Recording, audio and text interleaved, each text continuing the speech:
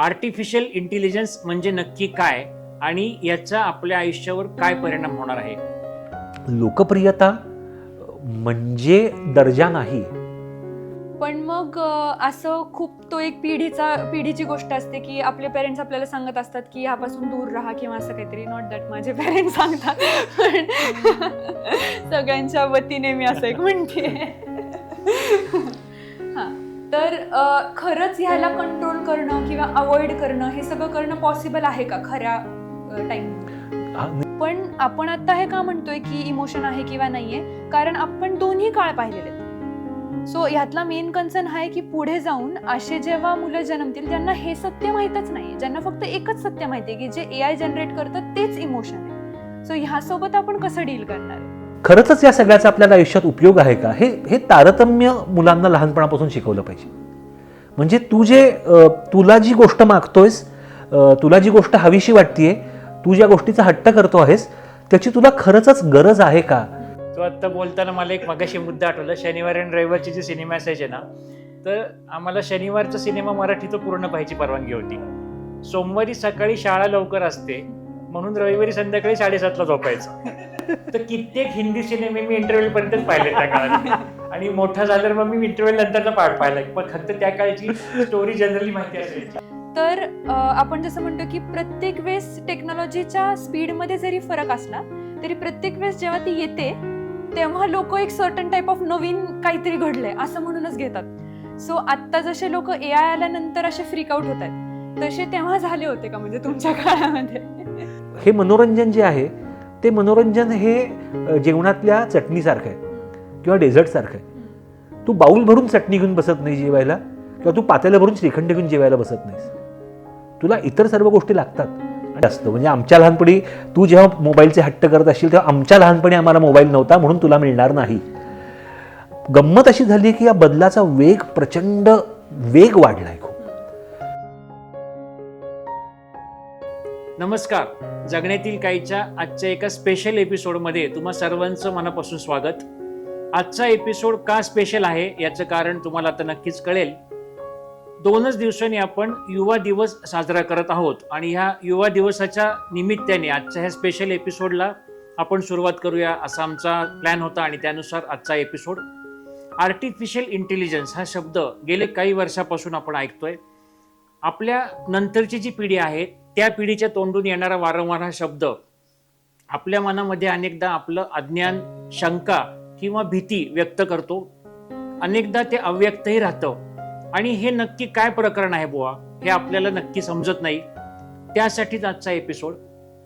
आजच्या एपिसोडचं वैशिष्ट्य असं की ह्या एपिसोडमध्ये मी एका मेडिएटरच्या भूमिकेमध्ये असणार आहे, आणि पहिल्यांदाच या एपिसोडची होस्ट असणार आहे माझी मुलगी अनुष्का, जी सध्या मीडिया आणि कम्युनिकेशनमध्ये मास्टर्स करत आहे.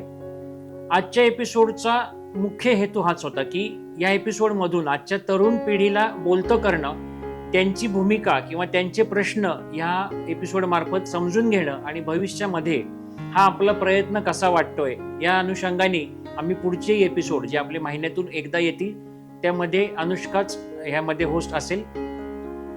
आजचा एपिसोडमध्ये जेव्हा हा विषय करायचा ठरला तर कोण आपल्यासाठी गेस्ट म्हणून असतील आम्ही बरेच चर्चा केली. प्रसाद शिरगावकर हे नाव आपल्यापैकी बऱ्याच जणांना परिचित असेल.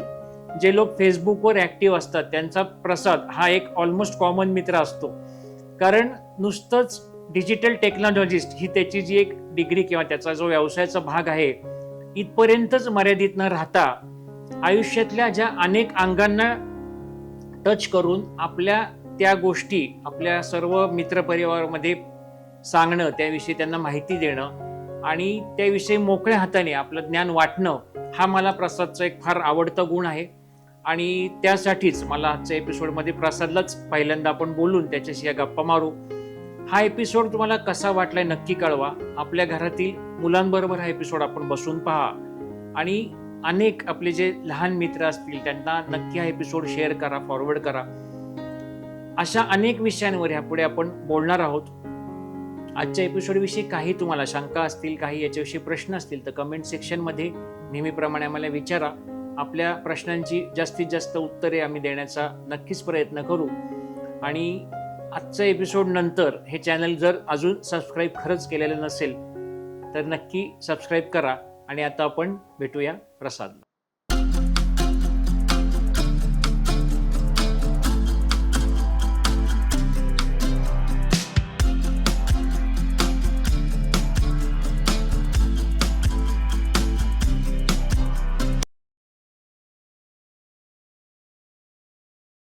थँक्यू.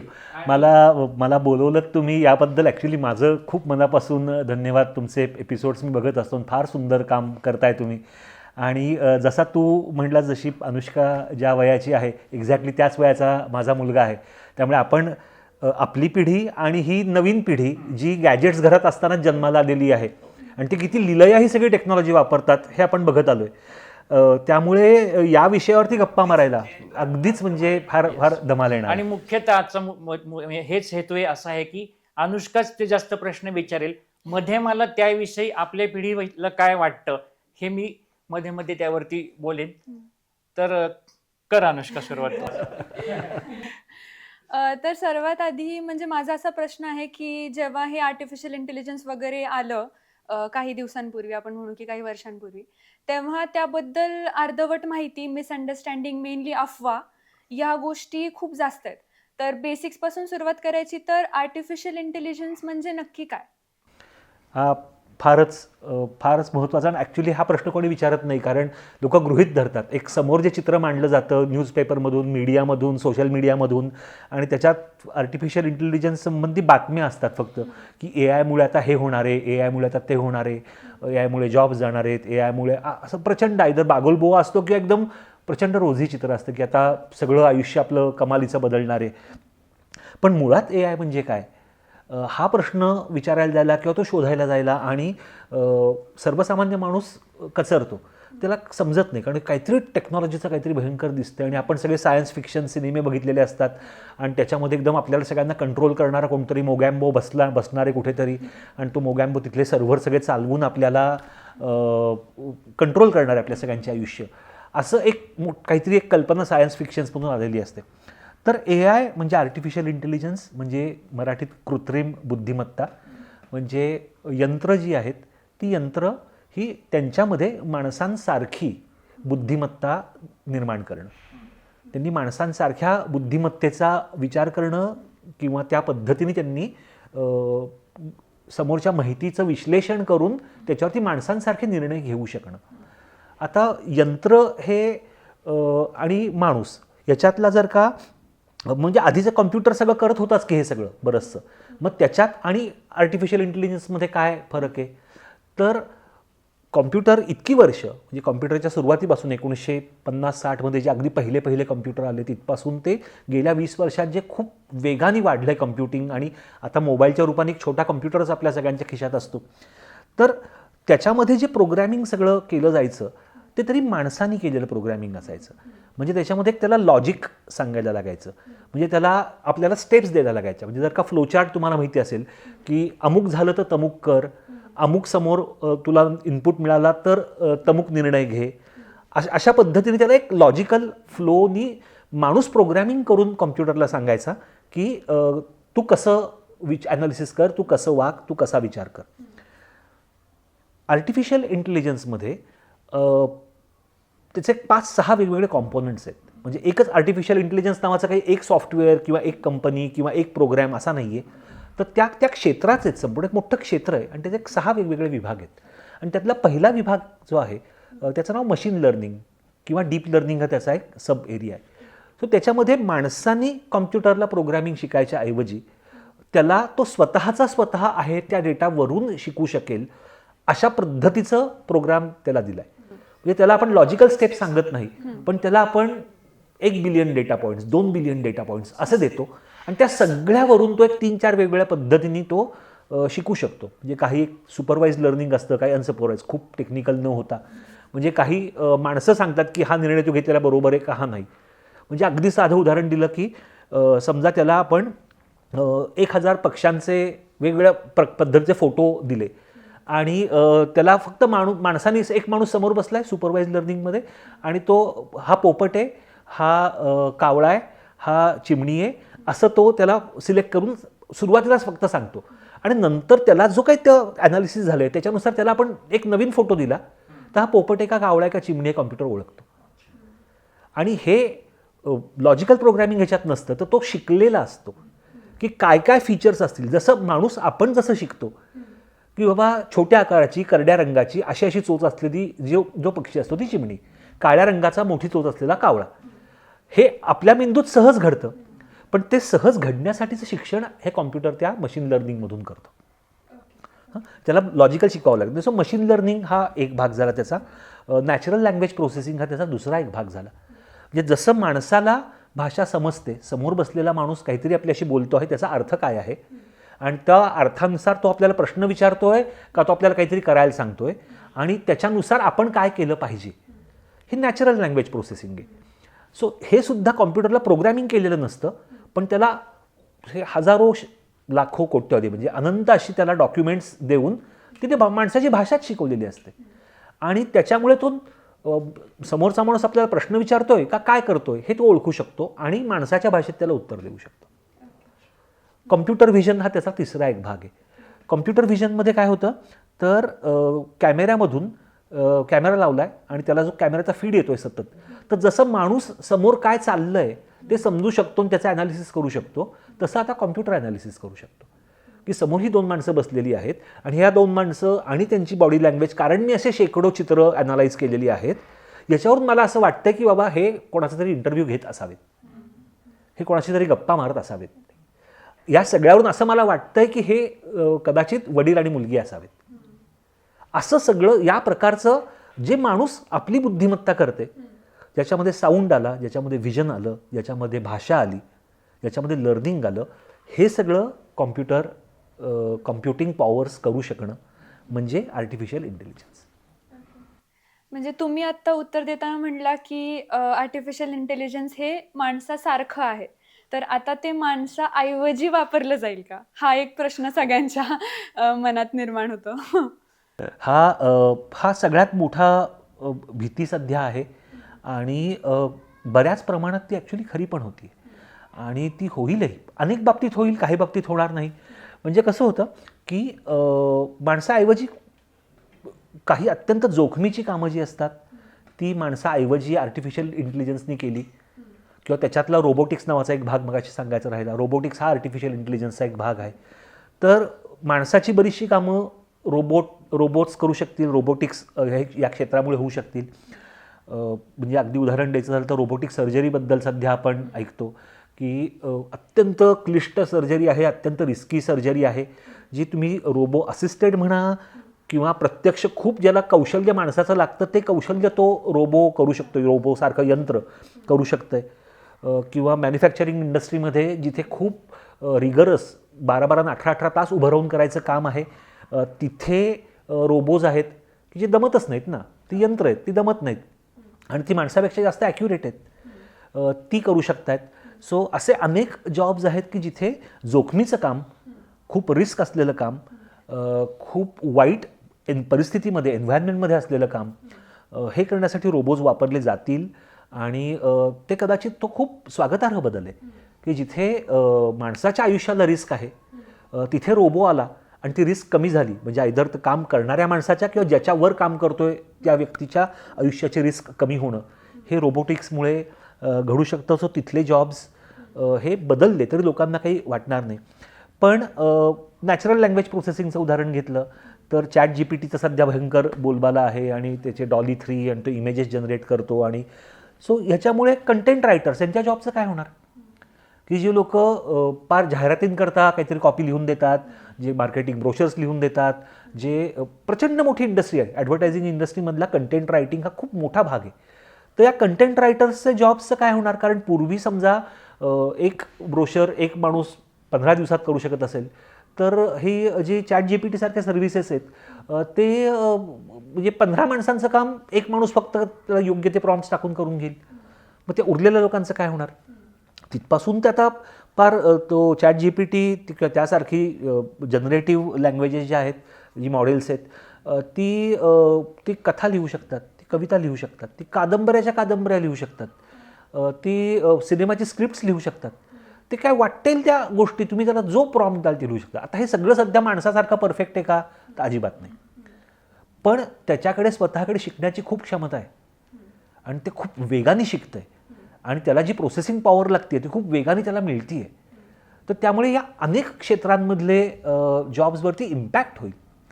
म्हणजे एक खूप चांगलं असं कोर्टमध्ये होतं की इलॉन मस्कचं बहुतेक होतं की ChatGPT किंवा आर्टिफिशियल इंटेलिजन्स तुमचा जॉब घेणार नाही आहे, पण जो माणूस आर्टिफिशियल इंटेलिजन्स वापरू शकतो तो तुझा जॉब घेणार आहे. सो जी माणसं हे वापरायचं कसं हे शिकतील त्यांना वेगळ्या प्रोफाईलचे जॉब मिळतील, पण त्यांना जॉब्स मिळतील, पण त्याचं एक खूप मोठी उलथापालथ व्हायची मात्र मोठी शक्यता आहे. म्हणजे असं म्हणायला हरकत नाही की ह्या गोष्टीचे दोन भाग आहेत, की चांगली गोष्ट पण अशी आहे की जे ॲक्युरेसी किंवा असे किंवा डेंजरस गोष्टी आहेत ज्या ह्युमन्स करू शकत नाहीत त्या गोष्टींसाठी याचा उपयोग आहे. पण मग दुसरा भाग असा पण आहे की जे आपल्या क्रिएटिव्हिटीवरती एक प्रश्न निर्माण करते. जसं आपण मागे बोलत होतो की ह्यामुळे ॲक्युरेसीच्या नादात ऑथेंटिसिटी क्वेश्चन होते का, तर त्याविषयी आपण बोललोच होतो.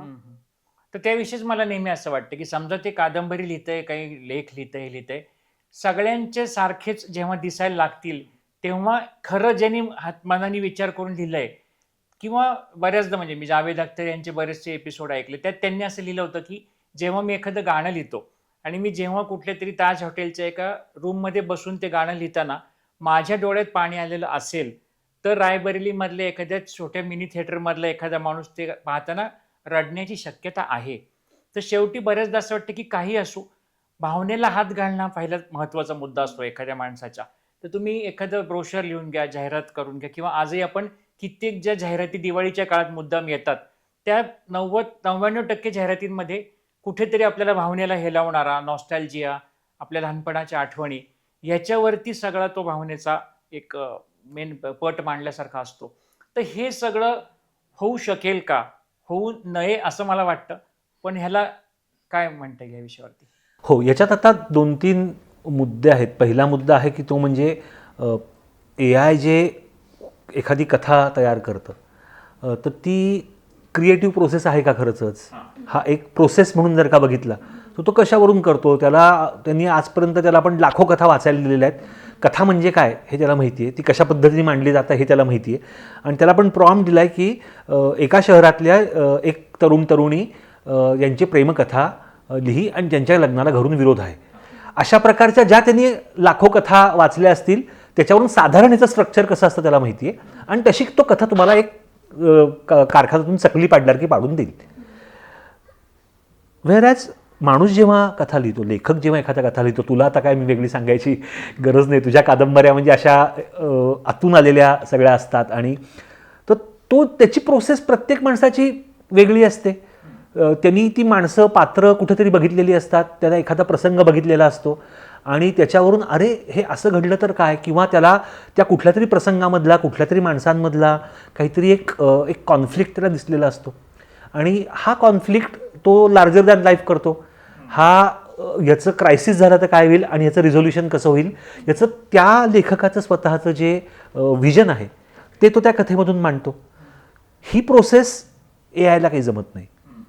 सो AI मधल्या कथा ह्या कथा म्हणून तुम्ही बऱ्या वाटू शकतात, पण प्रत्यक्ष लेखकाला त्यातून जे काही दिसतं त्याच्यातून तो जे मांडतो त्या प्रकारचं काही AI तयार करू शकत नाही, कारण AIला स्वतःला भावना नाहीत, AIला भावना नाही आहेत. त्यामुळे त्याला कळत नाही की जावेद अख्तरांना जसं त्यांच्या स्वतःच्या डोळ्यातून पाणी येतं काहीतरी निर्माण करताना, ते AIला होणार नाही आहे कधी.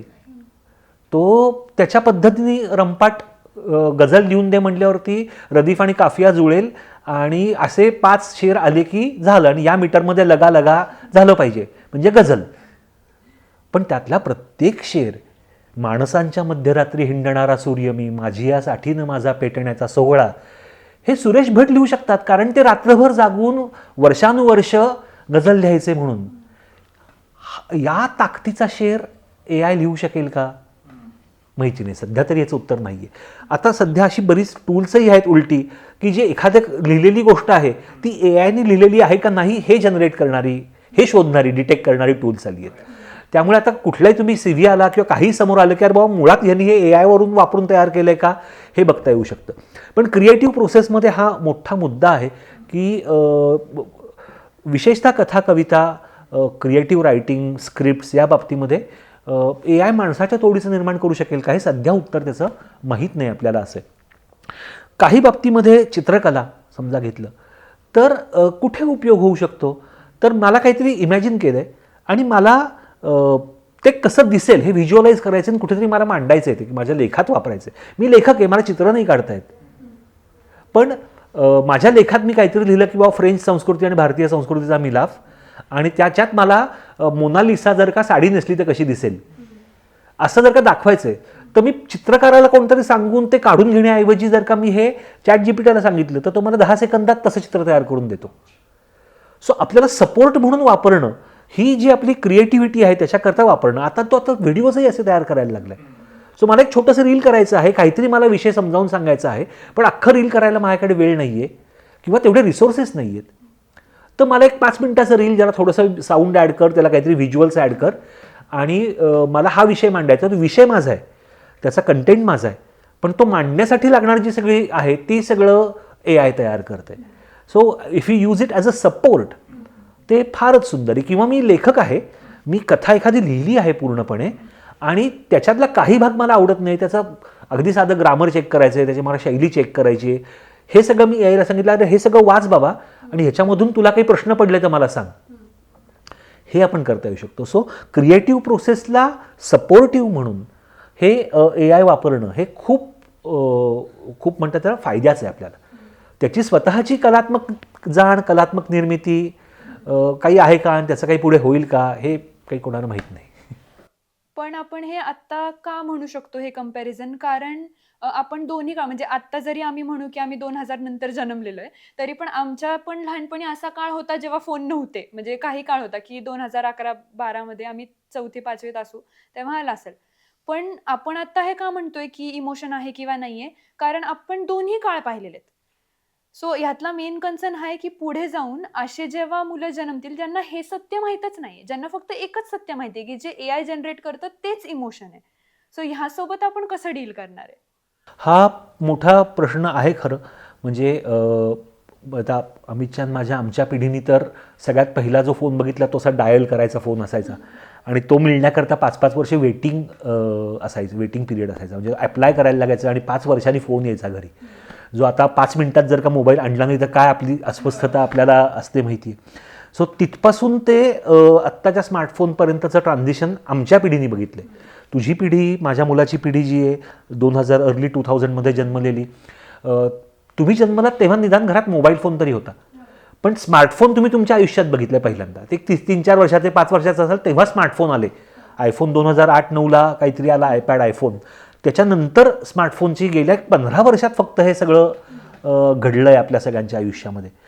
आणि त्यामुळे आत्ता जन्मणारी जी पिढी आहे ती स्मार्टफोनमध्ये, ती AI, ती OTT, हे सगळं त्यांच्याकरता गिव्हनच आहे, हे गृहीतच आहे. आता यामुळे इथं 2 धोके दोन्ही पद्धतीने असतात. म्हणजे एकतर आमच्या लहानपणी हे असं नव्हतं, असं हा एक अगदी नॅचरल सर्व पालकांचा हे असतं. म्हणजे आमच्या लहानपणी तू जेव्हा मोबाईलचे हट्ट करत असशील तेव्हा आमच्या लहानपणी आम्हाला मोबाईल नव्हता म्हणून तुला मिळणार नाही, असं तुमच्या पिढीला आम्ही ऐकवायचो. पण आमच्या लहानपणी तसंच होतं ना. आमच्या आईवडिलांनी जी टेक्नॉलॉजी बघितली, ज्या वस्तू बघितल्या, जी ती आमच्या वेळी नव्हती, ती म्हणजे आम्ही जी बघितली ती त्यांच्या वेळी नव्हती. त्यामुळे त्यांच्या लहानपणी जे नव्हतं ते आम्हाला मिळालं, आमच्या लहानपणी नव्हतं ते तुम्हाला मिळालं, तुमच्या लहानपणी जे नाही आहे ते तुमच्या मुलांना मिळेल, आणि हे सतत बदलत जाणार आहे. गंमत अशी झाली की या बदलाचा वेग, प्रचंड वेग वाढला आहे खूप. म्हणजे खूप वेगाने हे सगळं बदलतं आहे. म्हणजे पूर्वी एखादं तंत्रज्ञान, एखादी नवीन टेक्नॉलॉजी, म्हणजे लँडलाईन डायल फिरवायचा फोन ते पुश बटनचा फोन, ह्याच्यात 10 वर्षाचा काळ गेला. पुश बटनचा फोन ते मोबाईल फोन, ह्याच्यामध्ये 5 वर्षाचा काळ गेला. मोबाईल फोन ते स्मार्टफोन, ह्याच्यामध्ये 4-5 वर्षाचा काळ गेला. सो हा जो स्पीड आहे हा खूप वाढत चालला आहे. आणि तो आमच्या पिढीने संपूर्ण ट्रान्झिशन बघितलं, तुमची पिढी तरी थोडंफार ट्रान्झिशन बघतीये, पण नवीन पिढीला या ट्रान्झिशनची सवय होईल. म्हणजे त्यांना आज काहीतरी एखादं दिसतीये टेक्नॉलॉजी, त्यापेक्षा पुढच्या वर्षी वेगळंच काहीतरी असणार आहे, हे त्यांना सवय होईल, हे त्यांना माहीत असेल असं मला वाटतं. हे आपल्याला सगळ्यांना, ज्याला आपण रिअल टाईममध्ये घडताना बघावं लागणार आहे, की जे होतंय ते आता होतंय, हे सुरू झालंय, आपण धक्का मारलाय, ही गाडी सुटली आता, जी कुठे कुठे जाईल तिथे जाईल. किंवा गाडीपेक्षा रेल्वेला तरी ट्रॅक असतो, हे तर ट्रॅक पण नाही, हे खुल्या समुद्रामधलं जहाज आहे, जिथे कुठे वारा आपल्या मानवजातीला घेऊन जाईल त्या किनाऱ्यावर. किंवा मला यात ना आत्ता एक असं वाटलं की आपल्या पिढीच्या वेळी आपण जे सांगितलं, तर एखादी गोष्टीचा शोध लागला किंवा ती आपल्यापर्यंत आली, तर आता लगेच ह्यात काय सुधारणा होणार आहे का बाबा, अशी आपली विचाराची प्रक्रियाच नव्हती. की हे आलंय, ह्याचा वापर घ्या, आनंद घ्या, होईल तेवढं आयुष्य सुकर करा. आणि त्या वस्तूही खरं सांगू का अशा होत्या की त्या वापरायच्या आणि आयुष्य सुकर करायच्या डोक्यात पण नव्हतं आपल्या कधी. आपण ते एक वापरत होतो फक्त. आता असं झालंय की एक गोष्ट येऊन त्याचं माहिती करून घेणं, त्याच्याविषयी ते आत्मसात करणं, ह्याच्यात ह्याची डेव्हलप एडिशन कधी येते आणि आणखी काय नवीन येणार आहे, ह्याच्यामध्ये त्या गोष्टीचा आनंदही घेतला जात नाहीये आणि पुढची टेक्नॉलॉजी जी येईल त्याच्यासाठी अस्वस्थता निर्माण होतीये, असं बऱ्याचदा चित्र दिसतंय. हो, अगदी बरोबर. म्हणजे ट्रान्झियंट टेक्नॉलॉजी हा मोठा, म्हणजे आता ह्याच्यात दोन गोष्टी होतात. एकतर माणसाच्या इच्छा किंवा डिझायर्स या खूप तीव्र आणि त्या खूप बदलत जातात. म्हणजे दरवर्षी नवीन मॉडेल घेणारी मला टीनेजर मुलं माहिती आहेत की दरवर्षी मला नवीन मोबाईलचं मॉडेल पाहिजे. जे आपली पिढी आपण एक 4-5 वर्षात चालतोय ना अजून चालवू म्हणून, पण त्यांना लेटेस्ट आलेलं काहीतरी ते चालत नसतं त्याच्यावरती, त्यामुळे त्यांना त्या डिझायर्स वाढत जातात. मला सतत नवीन मोबाईल, नवीन टेक्नॉलॉजी, हायर स्पीडचं इंटरनेट, नवीन टी व्ही, हे सगळं मला सतत नवीन माझ्या भोवती असायला पाहिजे किंवा जे काही बाजारात नवीन आहे ते मला मिळायला पाहिजे. तर हा एक हव्यासाकडे जाणारी गोष्ट ती कदाचित घडू शकते, घडायला लागलेली आहे. ते कुठपर्यंत आपण सतत नवीन घेत राहायचं आणि कुठे थांबायचं आणि ह्याचा आपल्याला खरंच या सगळ्याचा आपल्याला आयुष्यात उपयोग आहे का, हे तारतम्य मुलांना लहानपणापासून शिकवलं पाहिजे.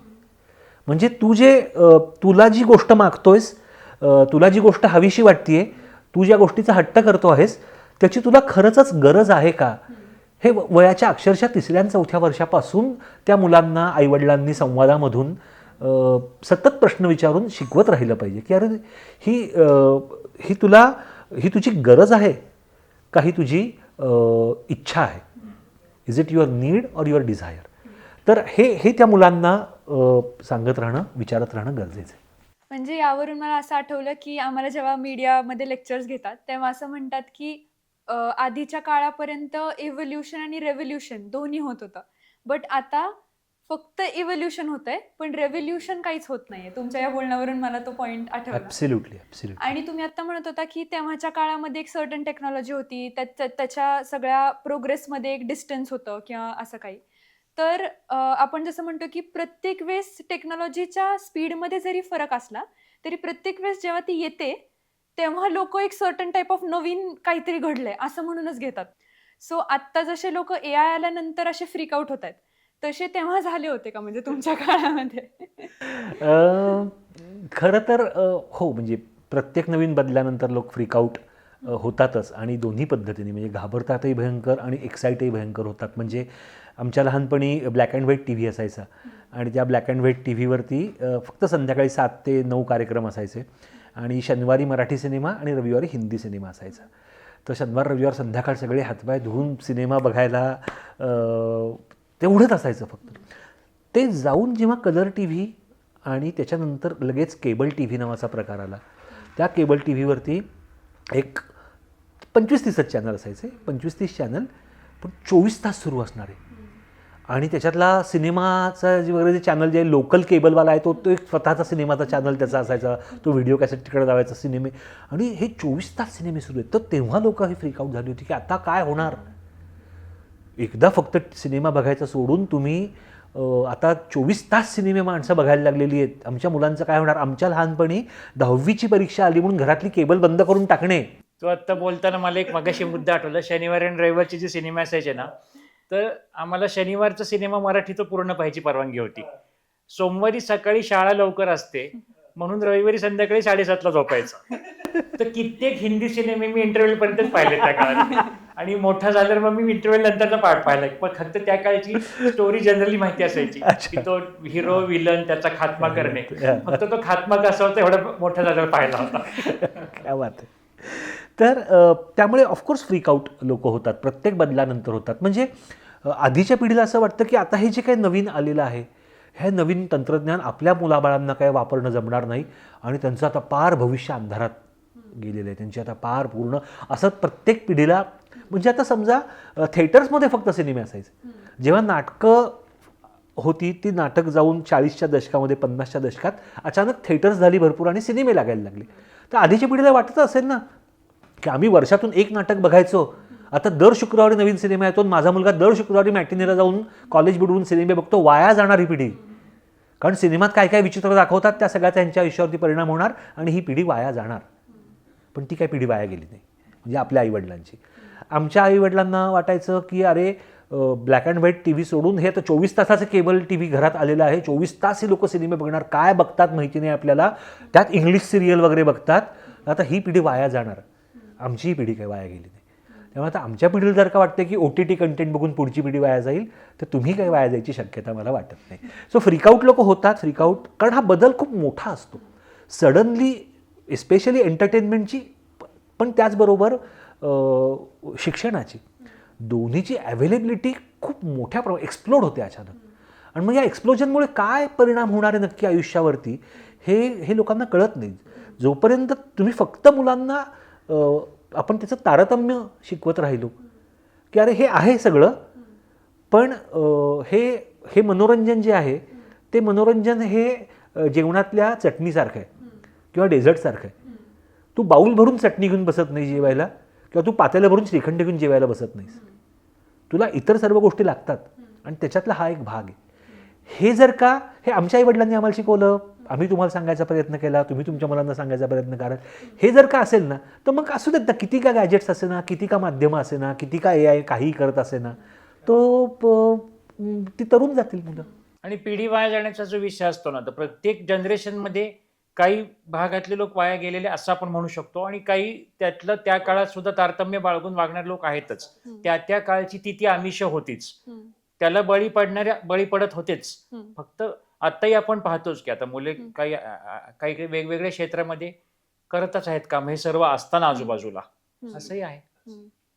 किंवा जसं तू म्हणतो, जेव्हा आपण चर्चा करताना की जे लोक अल्टिमेटली सुपरफिशियल असतील त्यांचा काळ संपेलच. म्हणजे की टेक्नॉलॉजी किती येऊ काय येऊ, जे सुपरफिशियलिटी आहे त्याचा कधीतरी अंत होणारच आहे, असं ह्या पिढीच्या वेळेस पण म्हणायला हरकत नाही.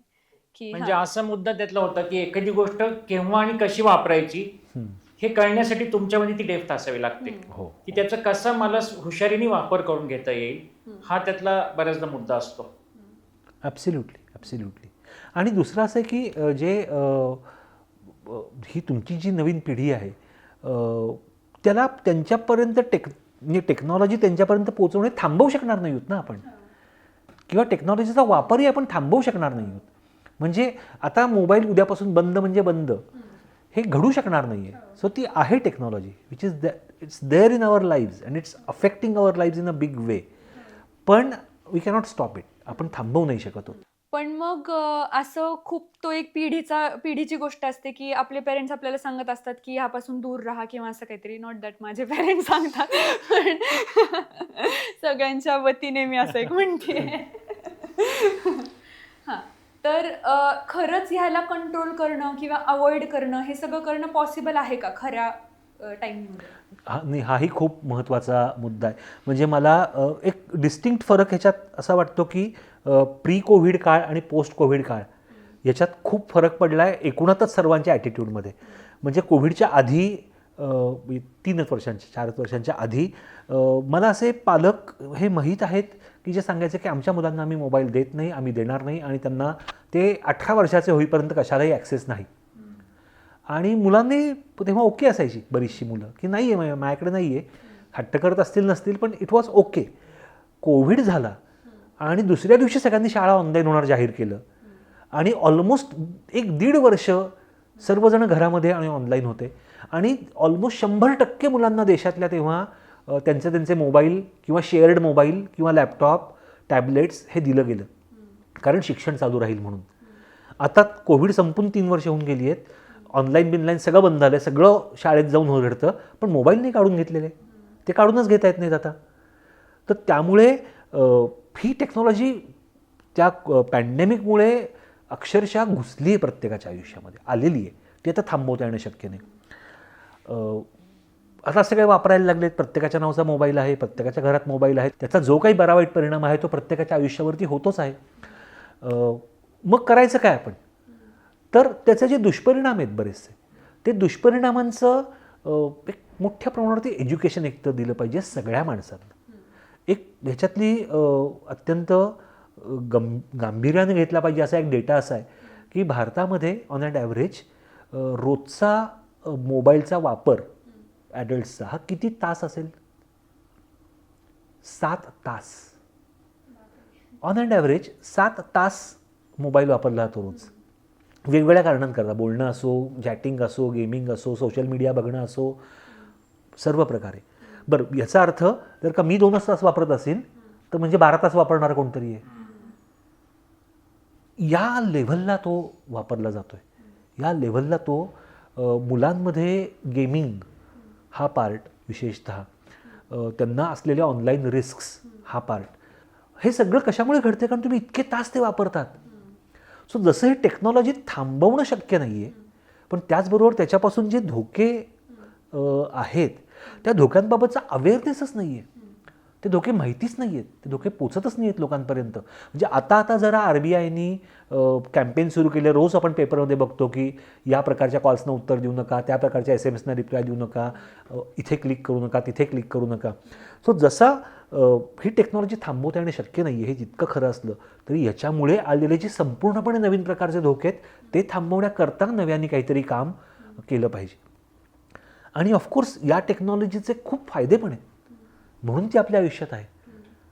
प्रचंड मोठ्या प्रमाणावरती फायदे आहेत. आर्टिफिशियल इंटेलिजन्स असो, डिजिटल टेक्नॉलॉजी असो, मोबाईल असो, ही रिव्होल्युशनरी गोष्ट आहे. म्हणजे ही माणसाच्या कल्पनेतही कधी आली नसेल अशी गोष्ट घडली आपल्या आयुष्यात. म्हणजे जगातलं सर्व ज्ञान आपल्या फिंगर टिप्सवरती आहे. सर्व ज्ञान म्हणजे जे काही माणसाला माहिती आहे नाहीत आहे, तुम्ही एक गुगलला प्रश्न टाकलात, एक तुम्ही यूट्यूबवर काहीतरी शिकायचं म्हणून शोधायला गेलात तर तुम्हाला हजारो लाखो साईट्स आणि व्हिडिओज आणि हे सापडू शकतं.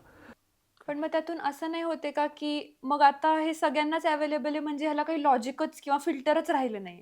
किंवा आता आपण जसं इंस्टाग्राम रील्सवर बघतो की कुठल्या गोष्टीचं सेलिब्रेशन व्हावं, ते किती प्रमाणात व्हावं, कुठल्या एक्सटेंटपर्यंत व्हावं, ह्याला काही असा फिल्टरच उरलेला नाही. ॲब्सोल्युटली. ही त्या मी जे खूप अत्यंत पॉझिटिव्हली बोललो की या सगळ्याला काही हे राहिलेलं नाही आहे, त्याची बरोबर दुसरी बाजू या त्या नाण्याची, की जेव्हा कुठल्याही पद्धतीच्या अभिव्यक्तीला बंधन राहत नाही, त्याला फिल्टर राहत नाही, त्याला एडिटोरियल टच राहत नाही, त्याला कोणीतरी बाबा या 5 पैकी जे उत्तम आहे ते निवडून तेच आम्ही प्रकाशित करू, जे पूर्वीच्या मासिकांमध्ये समजा व्हायचं, असं राहत नाही, तेव्हा प्रत्येकच जण व्यक्त होऊ शकतो. आणि प्रत्येकच जण व्यक्त व्हायला लागतो तेव्हा त्याचं जसं लोकशाहीकरण होतं तसंच त्याचा दुसरा शब्द असा आहे की त्याचं सुमारीकरणही होऊ शकतं. की खूप अवेलेबल आहे ना. जसं एखादा खूप चांगल्या डान्स स्टेप्स लोकांना शिकवणारा किंवा जिम इन्स्ट्रक्टर जो लोकांना जिम शिकवतोय किंवा योगा इन्स्ट्रक्टर जो चांगला योगा शिकवतोय तो जसा पॉप्युलर होऊ शकतो, तसा रस्त्यावरती वेड्यावाकड्या माकडोड्या करत नाचणारा माणूसही जास्त पॉप्युलर होऊ शकतो आणि कदाचित त्याला जास्त फॉलोअर मिळतात. चित्रविचित्र कपडे घालणं, चित्रविचित्र हावभाव करणं, काहीतरी वेडवाकडं बोलणं, रस्त्यात उड्या मारणं, ह्या सगळ्यांना पण पॉप्युलॅरिटी मिळू शकते. लोकप्रियता म्हणजे दर्जा नाही हे लोकांच्या लक्षात येत नाही. आणि ह्याचा असा काही काळ जाईल, म्हणजे त्याला काही इलाज नाही. मग हळूहळू ते कदाचित त्याच्या दर्जाचं पण डेमोक्रॅटायझेशन होईल, त्याच्या इव्हॅल्युएशनचं पण होईल की अरे हा मूर्खपणा आहे, मला हे करायला पाहिजे. हा जो भाव आहे माणसांचा की अरे ह्यांना का आम्ही फॉलो करतो आहे, त्यापेक्षा मी हे केलं पाहिजे, हा कदाचित आपला सेन्स वाढत जाईल अशी एक आशा आहे मला. म्हणजे ही फक्त आपण आशा करू शकतो. म्हणजे खूप सुमार लोकांना खूप जास्त लोक फॉलो करत आहेत आणि सगळेच जण एकाच पातळीने सुमार होत चाललेत. हे सगळं बेसुमार वाढत चाललं आहे. हे हे सत्य होणार आहे का? त्यातून लोक सुज्ञपणे जे चांगलं आहे ते फिल्टर करून तेच घेऊन मग ते ताक घुसळल्यानंतर जसं लोणीवरती येतं तसं फक्त चांगला कंटेंट, दर्जेदार कंटेंट हा वरती येत राहील आणि तो टिकून राहील आणि ताक जे आहे ते नुसतं पिऊ आपण मजा म्हणून, पण ते लोणी त्याचं वेगळं काढलं जाईल आणि त्याचं काहीतरी वेगळं केलं जाईल असं घडेल. या दोनपैकी काय घडेल ते आत्ता आपल्याला माहीत नाही, पण आत्ता हे घडतंय, हे कोणी थांबवू शकत नाही. तुम्ही आता बोलताना म्हणालात की आपलं जे नॉलेज आहे ते आत्ताच्या काळामध्ये स्मार्टफोन्समुळे वगैरे खूप जास्त वास्ट होत आहे आणि आधी आपल्याला सपोज पुस्तकं, लायब्ररी ह्याचा रेफरन्स घ्यावा लागत होता. बट ह्यामध्ये असा पण एक भाग आहे की आता हा पण जसा आर्टिफिशियल इंटेलिजन्स असा वर्ड आहे तसा अल्गोरिदम हा पण एक वर्ड सर्रास वापरला जातो, पण त्याच्याबद्दल अशी अर्धवट माहिती किंवा असं काहीतरी आहे.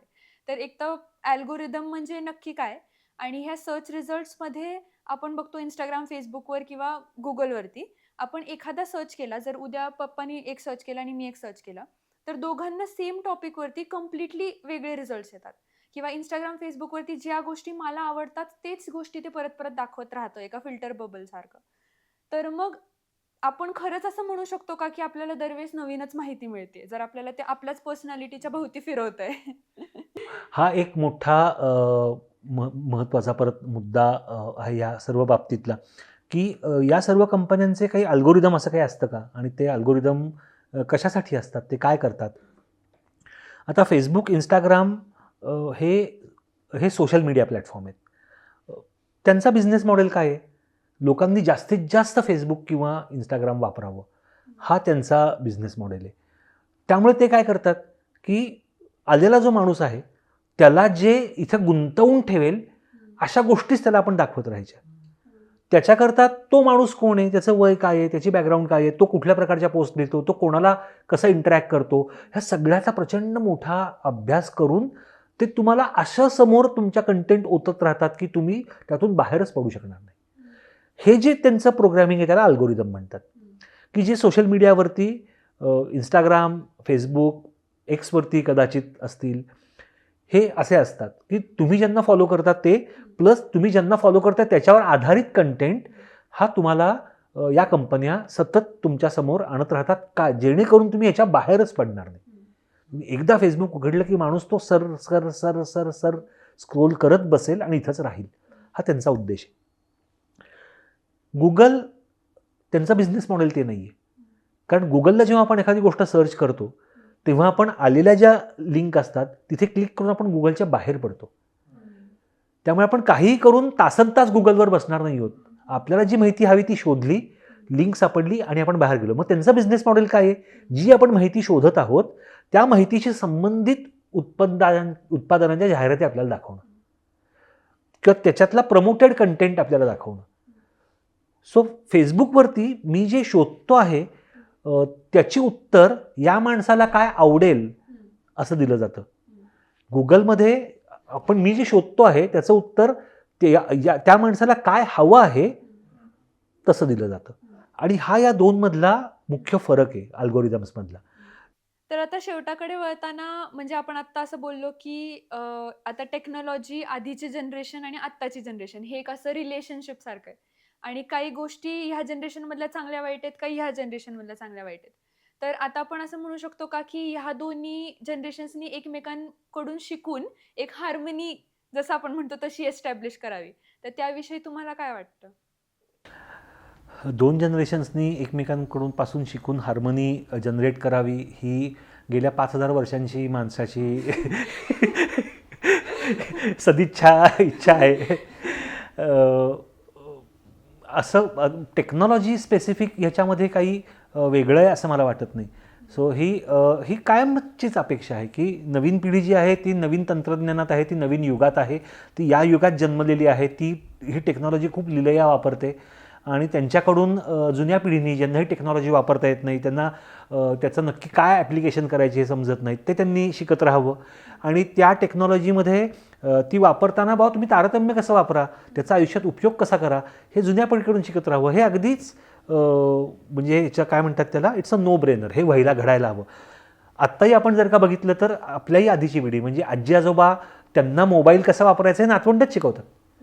ते कुठलंही कधीही आजी आजोबा नातू भेटले की अरे हे सेटिंग काय आहे, हे कसं करायचं, मला तू हे ट्रू कॉलर लावून दे, मला तू ते व्हॉट्सॲप माझं बंद पडलं आहे, मला हे सापडत नाही आहे, तर ते नातूच त्यांचा फोन घेतो आणि त्यांना सगळी सेटिंग करून देते. हे बहुसंख्य घरांमध्ये हेच चित्र असतं. आणि बहुसंख्य घरांमध्ये हेही चित्र असतं की नातवंडाला यूट्यूब लावून देण्याच्या ऐवजी आजोबा किंवा आजी बसून गोष्टी सांगतायत.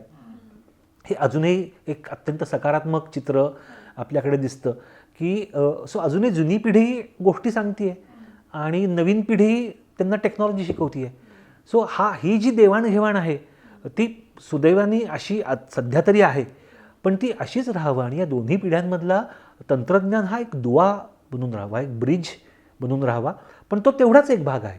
ते सोडून प्रचंड मोठं आयुष्य आहे आणि ह्याचा आपल्या आयुष्यावरती आपण खूप सकारात्मक पद्धतीने वापर करूया, हवा तेवढाच वापर करूया, त्याच्या आहारी लागायला नको आणि एक समृद्ध भावनिक दृष्ट्याही समृद्ध असं आयुष्य आपण जगूया.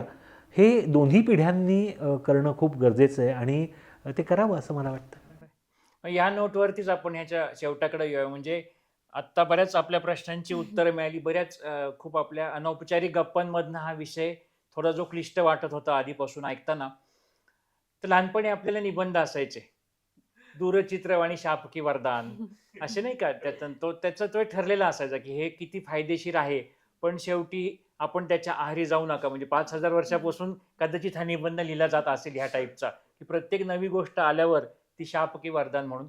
तर त्याच्याच दृष्टीने जर आपण प्रत्येक गोष्टीकडे पाहत गेलो तर कदाचित हे सर्व सुकर होईल. आणि जसं शेवटी तू आता म्हणाला की तो एक आयुष्याचा भाग असला, हे कुठल्याही काळामध्ये आपल्याला समजलं. म्हणजे जसं आपण आपल्या वेळेचे टीव्ही आला की तो 2 तास होता म्हणून आपण पाहत होतो, पण 24 तास असताना आपण 2 तासच जर पाहत असू तर आपण तेच आहोत. तंत्रज्ञान कुठे गेलं हा मुद्दा जर सगळ्यांनी लक्षात ठेवला तर हे सगळ्यात सोपं जाईल. की जनरली आता मुक्तांगणमध्ये आम्ही जेव्हा काम करतो तिथं हाच एक मुद्दा बऱ्याचदा असतो की मी तिथे शेवटच्या दिवशी तो एक ग्रुप घेतो की त्यांना सांगतो तुम्ही इथे ऍडमिट होता तेव्हा जग तसंच चालू आहे, वाईन शॉप बंद पडलेली नाही जगातली, तुम्ही इथे होता, तुम्ही उद्या गेल्यावरही ती वाईन शॉप चालू असतील. आता हा तुमच्या फ्रीडम मधला चॉईस असेल की तुम्हाला आता काय करायचंय.